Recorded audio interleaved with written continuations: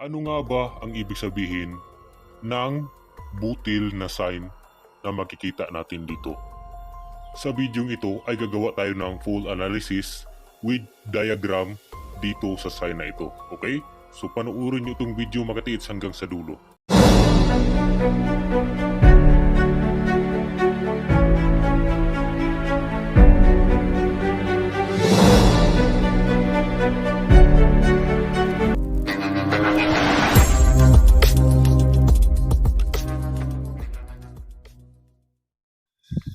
So ito yung katiits yung box. Ito ay box na meron siyang matulis na bagay dito sa unahan. So ito ay sign ng isang treasure. So napakagandang sign nito katiits. Usually yung makikita natin ng mga sign ay mga normal sign lang katiits, ano? Mga hugis na pagong, isda. Pero ito ay butil. Yan, no? 'Di ba para siyang butilya. Meron siyang matulis and then naka-box yung ibabaw. And then dito ay matulis yung kanyang unahan. So dito, meron tong ibig sabihin katiits yung butil. Usually, yung mga butil na sign, hindi yan nakaukit. Aktual na butilya ng hapon talaga yung kanilang inilagay. Okay? Pero kapag inukit nila dito sa bato, ang ibig sabihin nito is bunker. Okay? Ano bang ibig sabihin ng bunker? Okay? Lagayan, di ba? Lagayan. Lagayan ng kung anong inilalagay. Bunker. Kasi bunker nga eh. Yung butil, kahit anong ilagay mo dyan makatiits, ay pwede mong ilagay. Lagyan mo ng tubig, mainom. Okay? So, yan yung ibig sabihin yan. Ito ay nagpapahiwatig ng bunker. Okay? So, sukatin naman natin itong kanyang mga gilid, itong tagiliran. Itong dito sa may left and right side, napaka-accurate. Halos magkaparehas yung kanyang sukat. Okay? And then dito, kung ating mapapansin, di ba dito sa right side, meron siyang malinis na portion. Okay? Yan o. Di ba malinis siya? Then meron siyang dalawang dot. So hindi siya klaro, maliit lang yung kanyang pagkadat. Usually, ito ay nagpapahiwatig ng small rod. So yung sukat nito sa may kabila is nasa around 4 inches. I think nasa 5 inches each, and then dito sa kabila is nasa 4. Okay? So dito sa unahan, matulis yung kanyang unahan, di ba? So ang ibig sabihin nito, nagtuturo pa ito doon sa unahan. Okay? So meron pa siyang itinuturo na direction. Okay? So meron tong supporting sign dito sa sign na ito. Kasi usually yung mga sign na ating makikita ay meron talaga yung mga supporting sign o nagsusuporta dito sa main sign na kanilang inilagay. So, let's proceed to the diagram na ating gagawin ngayon. Usually, tatlong pagbaon yung kanilang ginawa dito. Okay? Una dito sa sign na kanilang nilagyan. Distansya at dito sa may ibabaw. Okay? So, ito ay naka-triangulation based dito sa sign na ating makikita. Okay? So kung ating mapapansin, yung kanyang sign ay naka-triangle. So usually, ito ay naka-triangle formation na sign. So dito tayo sa una, ito yung ating makikita, di ba? So distansya dito sa unahan, nasa around 5 meters yung distansya. Meron tayo ditong makikita na bato na mayroong isang may kakaibang hugis. Usually meron tong kakaibang design eh. Meron tong butas-butas and then merong malaking dot. Okay? Ito yung sign. supporting sign dito sa small load.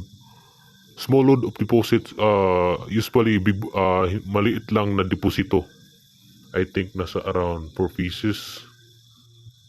4 pieces or 2 pieces of gold bars. So marami na yan katiits. Kahit isang gold bar, napaka mahal ng presyo niyan. Ilan nga bang grams yung gold ngayon? I think let's say 3,000. 3,000 times 1,000 grams. So ilang presyo na yan, napakalaking value na yan katiits. So unahin natin dito, nasa 5 meters yung distansya. And then mayroon tayo dito makikita na nakabaon. Okay? So doon naman sa unahan, mayroon din doon nakalagay nasa 45 feet. 45 feet yung taas. Okay? Okay, dito sa 45 feet, dito natin makikita yung puno. Usually puno na ito mga katiits sa pangatlo. Doon sa pangatlong sign. Okay, kung kaya kapag hindi tayo magbe-base sa buong area, yung makikita natin ay iba-iba. Okay? Yung ibang mga treasure hunter na hindi sila nag-base doon sa buong area, nagbe-base lang sila sa mga sign one by one, kung kaya yung kanilang nahuhukay ay isa-isa lang. Okay, kasi hindi nila alam yung ibig sabihin ng sign. Okay, so dito sa sign na ito, ang ginawa nila tatlong pagbaon. Okay? Tatlong pagbaon, 2 giveaway at isang big volume. Okay? So dito sa pangalawa, nasa around 45 feet yung taas. 45 feet I think nasa around 20 meters. Okay? I think nasa tansya ko makatits 20 meters siguro yung layo nito. At din doon sa unahan, meron din tayong makikita na puno, matanda na puno. Okay? So doon, meron doong nakalagay na deposito. Usually yung mga giveaway ng mga katiis na nakabaon sa lupa, nasa around 4 meters lang yung lalim. Kaya yung mga giveaway yan eh. Yung mga big volume, ay nandoon na yan sa pinakailalim. Kung kaya yung ibang mga treasure hunter na naguhukay, naka-encounter sila ng mga solidong mga bato. Minsan akala pa nila ito yung mga mga semento, pero ito yung mga bato. Kasi napakalalim na ng hukay, na sa around 45 feet. Okay? Umabot na sila doon sa bedrock. Ano ba yung bedrock mga katiits? Usually meron kasing layer ng lupa mga katiits eh. Una lupa, and then sa ibaba nasa 45 feet, 40 meters siguro yung lalim. May encounter na natin yung bedrock. Okay? Kung kaya yung mga Hapon ay doon sila gumagawa ng tunnel sa may gilid ng creek. Yung mayroong malalim na hukay. Okay? Doon sila gumagawa ng tunnel. Doon sa bedrock, doon sa may part na kung saan puro na bato yung ilalim. So doon, binutasan nila at gumawa sila ng isang tunnel. Kung kaya ito yung mga kadalasang ginagawa nilang bunker. Yung mga bunker na malalim yung hukay. So dito naman sa ibabaw, ito ay located kasi sa may gilid ng Pangpangkatitsi. Dito tayo una sa ibaba, and then 20 meters, mayroon tayong makikita doon sa unahan na matanda na puno. And then patungo pabundok kasi itong ibig sabihin nito mga katiits eh. Kahit hindi natin napuntahan yung area, pero mayroon talaga itong bundok sa unahan na kung saan located sa may gilid ng creek. Okay? Yun yung hanapin nyo dito. And then doon sa unahan, mayroon kayong may encounter na isang malaking bato na nakapositioning sa may gilid ng creek. Yung bato na yun yung mga bato na mayroong as usual size. Yung parang mga higanting bato mga katiits. And then nandoon nakalagay yung entrance ng bunker. Meron tayong halimbawa niyan. Meron tayo ditong as usual size. Napakalaking bato. Okay, ikaw ay mamamangha sa size ng bato ito. Usually, yung mga ganitong klaseng mga bato ay minsan ginawa nila ito. Mga artificial katiits.